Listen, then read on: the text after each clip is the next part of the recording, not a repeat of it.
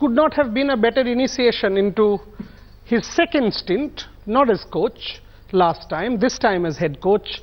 9-0 in Sri Lanka. After all that controversy, you must be a happy man, Ravi Shastri. Welcome to this very special interview, but yes, great start. I think the boys were great. I think they, their work ethic showed, their hunger showed, right through the tour. It's not easy when you're on a roll, to keep repeating performances.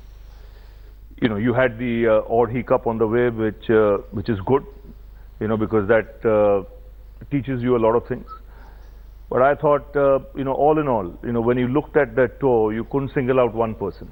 Yeah. And, I think any team in world cricket, when you want to rate them, if they're doing well, you'll need 6-7 players to perform all the time, which was the case across all formats for us on that tour of Sri Lanka. It could not have been easy for you. I mean, coming after all that had happened, and how was the dressing room? How was the entry? I mean, can you sort of take us backstage a little bit? See, I don't go into the past. For me, I had no problem whatsoever, because for me, it was entering a dressing room and living in the present and looking at the immediate task on hand. So when you cut it down in that fashion, I'm not bothered what happened 12 months ago or 18 months ago, since I left. My job is to get into the dressing room and live in the present. Talk the present and then plan and prepare for what you have to execute. How was the play? I mean, what was the mentality of the players when you walked in? Was there jitters? Was there? I mean, did you sense any discomfort? No jitters whatsoever. In fact, there were smiles all around straight away. Because the fact that I'd been there 18 months earlier, that was a big bonus. So I didn't have to reinvent the wheel. They all knew what to expect from me. They all knew what the dressing room was like, what I was like. The amount of trust there was within that dressing room. And if you look at the nucleus of players, it's pretty much the same. One or two new players might have come in, but that doesn't take you long to interact with them as well. So I think that was a big help of having been there not so long ago, and it made a big difference. Sorry to interrupt. I mean, you have been there, done that. Let's face it. India goes to a Champions Trophy in England, and the captain and the coach don't talk. And it was evident to us. And now it is, I mean, people have corroborated this. Now, that's the worst thing possible for a cricket team playing the second most important cricket tournament in the world. And then the fallout one day after the Champions Trophy. So to step in there was a problem which you addressed. I mean, can you tell me about that? I mean, how did you address it? Did you have a chat with the boys, or what happened? Or the boys just warmed up to you? See, that's why I said it was pretty straightforward for me, because I didn't go into that past period at all. My job was to address the present and get on with the job I was asked to do. The good thing was, like I said, the nucleus of the players was same. The entire supporting staff was the same. And that entire supporting staff was picked by me. This time also, I mean, Bharat Arun, Sridhar was so there. we were the only two guys out, and we were the two guys in. The rest remained the same, right from the trainer to the physios to everything. Because I believe in continuity. I believe that when you've spent that much time together, especially over that 18-month period, which was tough.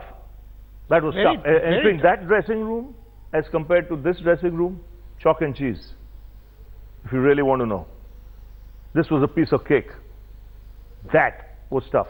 So 2014 England was tough. Tough, because young side, they were hammered in England, but they got up, stood up on their feet and fought and beat England quite immediately. They performed in Australia like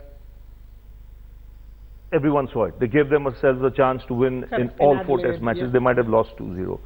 And then you look at the performances after that. In India they won everything. Overseas they were brilliant. In Australia, in the World Cup, in the one-day competitions, in Sri Lanka. So, that was a period that really made the team. Traveling overseas as a young side. Now when I took over the side, this is a much more mature side. Correct. 2 years. And like I said, I don't have to reinvent the wheel. But Ravi, to get the job back at a time when we are playing the 3 toughest tours and then the World Cup, would not have been a better time in terms of a challenge. Absolutely. And when I backed out of a challenge, as a player, as a cricket manager first, as a director, and now as a head coach, I'm the last guy who will back away from a challenge. I treat it as an opportunity. Interesting. You said it's an opportunity. I had the opportunity of speaking to Virat 3 days back, and I asked him exactly this, and he said it's an opportunity. Tell me about Virat Kohli. 2 years back when you were manager or director, 2 years down the line, Virat Kohli, the captain that you met in Sri Lanka or in Mumbai and then went together. I think he's evolved magnificently. As a player, you can see it in his performances. As a captain, you can see the way he handles the media, the way he speaks to the media. Self-confidence as an individual is evolved there as well.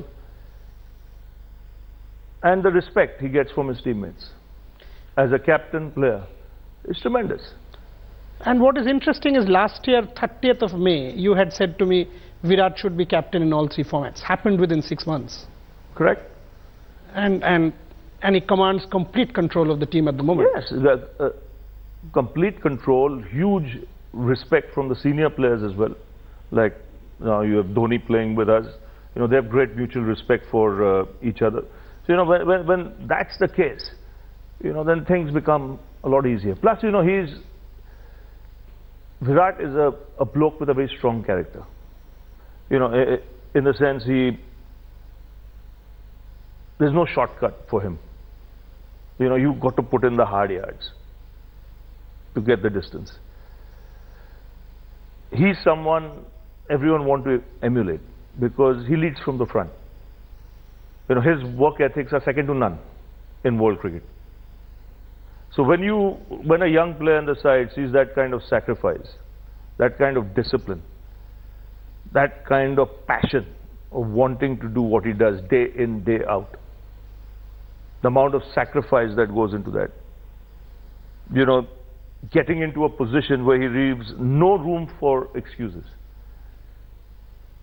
If you fail, blame yourself. Don't blame anybody else. How do you rate him as captain at this point in time? He is evolving as a captain. I think there's a long way to go. He's only 28. You know, he should be around for another 5-6 years at least as a skipper, and you can learn a heck of a lot. I think the next 3 years will really define him. As a captain? As a captain. I mean, he's already right up there, you know. But I think the next 3 years will be a great learning curve for him. I was reading in the media you saying that he's the boss of the team. What do you exactly mean by that? The captain is the boss. He is in charge. Once the team gets past the boundary line, you know, after the toss, the captain is in charge. If the team does well, he gets the accolades. Otherwise, if the team does badly, he gets the brickbats. He takes the decisions on the field. Yes, he might consult X, Y, Z or the dressing room, but on the field, he's the man in charge. And he has to take it across all 3 formats. Test matches, you have time. 50 overs, you have little less time. 20 overs is a breeze. You've got to think that quickly. And so, you know, that's where I'm saying you've got to evolve. And he will evolve. Coming to MS Dhoni, I mean, I know you have said in the past and you've forever backed MS Dhoni, and there's talk even from the chief selector saying we've got to now see, after the Champions Trophy, Rahul Dravid was on record saying India should decide how to treat MS Dhoni, Yuvraj Singh. You've just seen him, he's performed, he's done very well with the bat behind the stumps.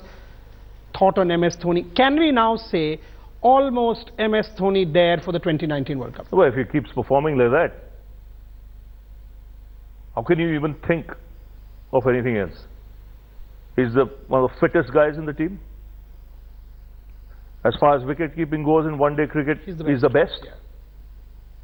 And let me tell you, there'll be some surprises in store with the bat.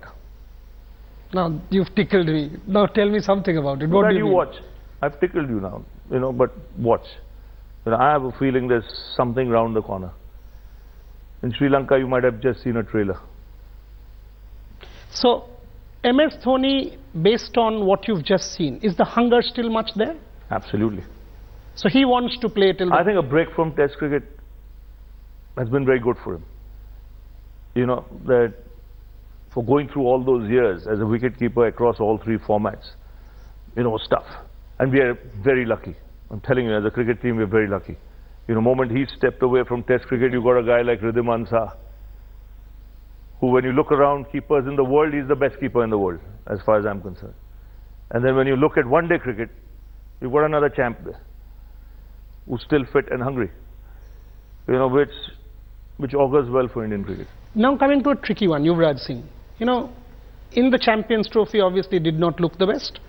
West Indies thereafter dropped or rested is a debate. The chief selector used the term rested. Having said that, after 30th June, he has not played international cricket. So now he's not part of the Australia series, which starts in 2 days.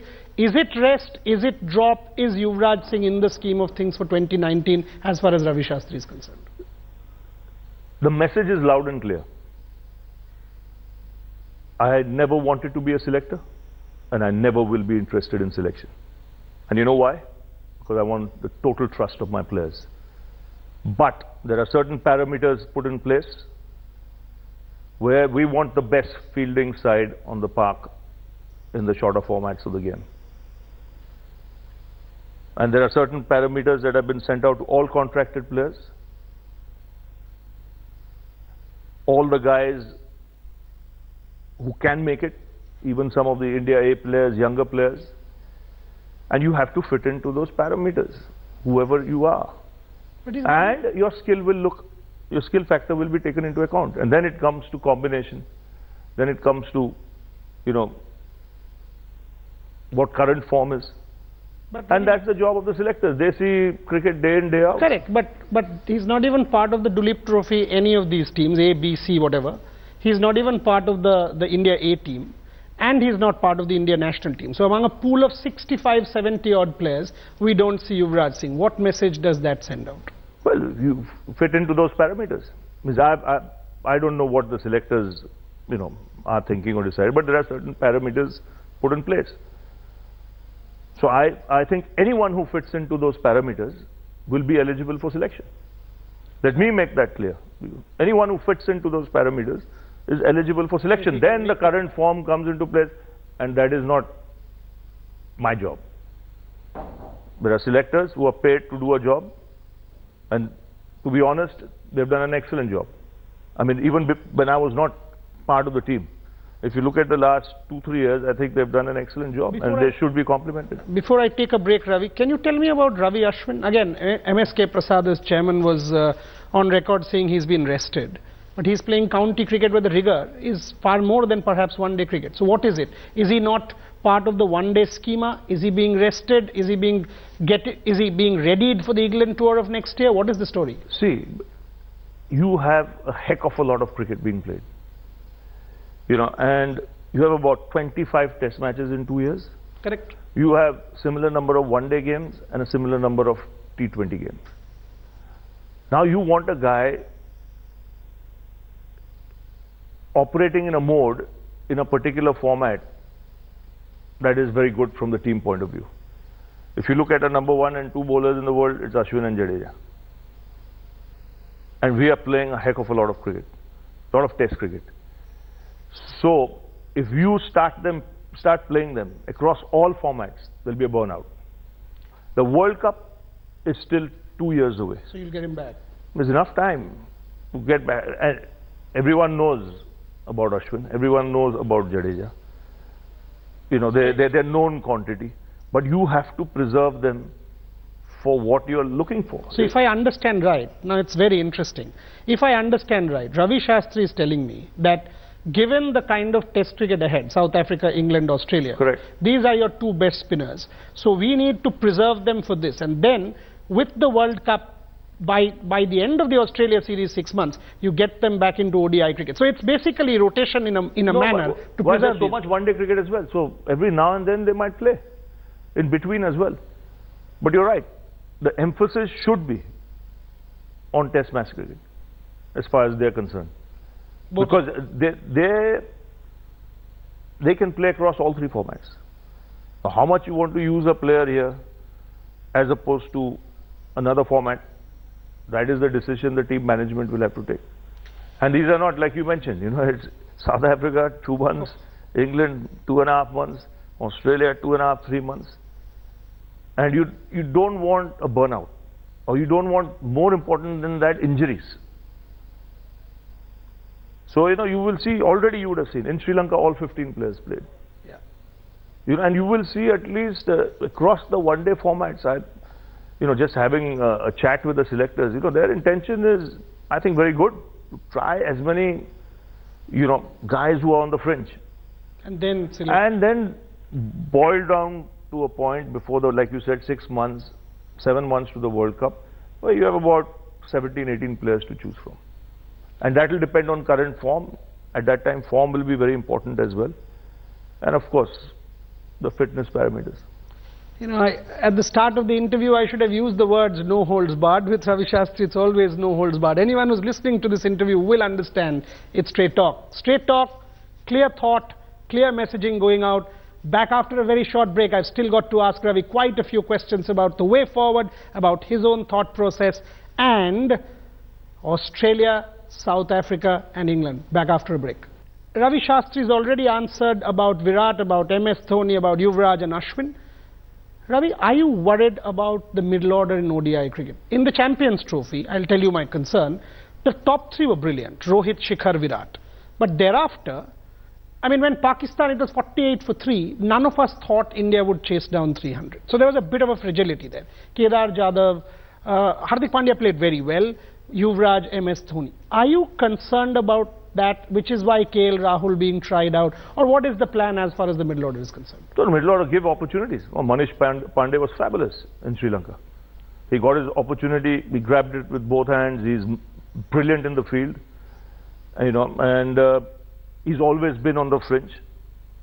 And he showed in the opportunities he got in Sri Lanka that he is very much part of this team. Like that, there will be opportunities for some other younger players as well. So, there's time. You don't have to win every game. I'm very clear in my mind in trying different players. If you lose a few games, so be it. But you have to get that right nucleus of players, which shouldn't be more than 18, with 6 months to go to the World Cup. There you should not be thinking, should we try this one? You should be very clear in your mind. These are the 18, best 15 will go. Ravi, we are playing Australia. Again, a couple of days back, Steve Smith in his press conference has said we'll try and keep Virat quiet. Again, some mind games. Again, this whole Australian chirp. You tried to keep him quiet, he scored 400s in Australia. You tried to keep him quiet, we beat you 2-1. Can you talk about this? What is this nonsense about trying to keep Virat quiet? I don't think Virat will have a sleepless night or bother one bit. Neither will anyone in the Indian cricket team, to be honest. Certainly not me. Because Australia is a terrific team. You can see with their track record. And India is a terrific team, if you look at their track record. So it's bound to be a good contest. You will have these games, but no one really cares. But Virat versus Steve Smith, with that brain fade and with all of that, there's a lot of juice there. Oh, I was doing television at that time. Tell me. I was doing television. You were it was great television. Yeah, and from our perspective, but now you're in there. I'm in there, so but it's a great you've got to be careful what you say. I don't have the mic in my hand, I don't have 2.5 billion you're speaking to. Here, you come under the rules of the ICC, and as a head coach, what you can say, what you cannot say. But I'll say, such things happen in sport, where you can go over the top, you can make mistakes, you can lose your temper. But as you grow older, the longer you play, it teaches you. You know where to draw a line. You can see that with Virat when he first captained India. You could see the exuberance of youth. But you could already see 6 months down the line a calming influence coming through. I mean, it comes with maturity. So if Steve made that mistake, you know, he apologized for it, you know, after that. And I'm sure he would have learned a lot from it. But at the end of the series, Virat's comment that, you know, he's lost some Australian friends. I mean, the series was played in seriously intense circumstances. Will that intensity, you think, carry on, or it's past, moved on? Well, intensity will be there. Intensity will always be there, and it should be there. Final two questions, Ravi. One, Ravi Shastri. I mean, yes, serious challenges ahead. How are you approaching the challenge? I mean, personally, are you setting goals that, okay, South Africa, major opportunity, Australia, major opportunity, but Mission 2019? I mean, there's already so much talk about Mission 2019. How are you looking at this? So take it one step at a time. Take it one step at a time, you know, ensure that you have a pool of players across all formats, you know, who are fresh, hungry, have the passion and the desire, you know, to be wanting to play for India at any stage, any given opportunity, you know, and basically working on combinations for the present. See, now you're playing Australia, so think about this series first. You know, what should be the combination? You can't think too far ahead. You know, good thing is we've got a stretch of one-day cricket, Australia and then New Zealand, and then again we got a Test series, and then we've got the one-day series. You know, ideally, you would have preferred one day, and then Test series to Test. You know, would have been ideal, because then you go into that Test format straight into South Africa. So you know, that's where I think scheduling plays a huge part, and which we mentioned to the BCCI as well as to the COA. Australia, immediate battle at hand. Good side, David Warner, Stephen Smith. How are you approaching that? Good opportunity for youngsters like these guys? Very good. And Australia-India has always been, I mean, if you look down history, it's been the marquee series in many ways over the last, you know, decade and a half, 20 years. It's been terrific cricket. You know, they have a fabulous team, and the good thing, I mean, from Australia's point of view, you know, a lot of them play in India.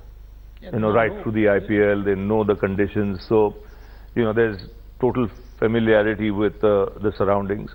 So, you know, one would imagine a really good competitive series, you know, and that'll be great for the crowds as well. It'll be great for both the teams, I think, you know, in the build-up to the World Cup. You know, you need that kind of tough competition. If the chirp becomes too much, will Ravi Shastri step in? No, I've had my time with the Aussies on the field. You know, you've got to behave differently when you're off it, because there are different responsibilities that you have. But, you know, intensity should stay. On that note, intensity should stay, perhaps will, in fact will. You know, it's always great pleasure to talk to Ravi Shastri, and as he said, this team, if you look at the bench strength, look at the captain, look at the dressing room, is a happy bunch. And when it's a happy bunch, it gives serious performances that makes a billion happy. Wish you all the very best. Thank you. Legacy to be scripted. Fingers crossed, 12 months down the line, we have another chat here when we've beaten either South Africa or England. On that note, thank you. God willing. Thank you.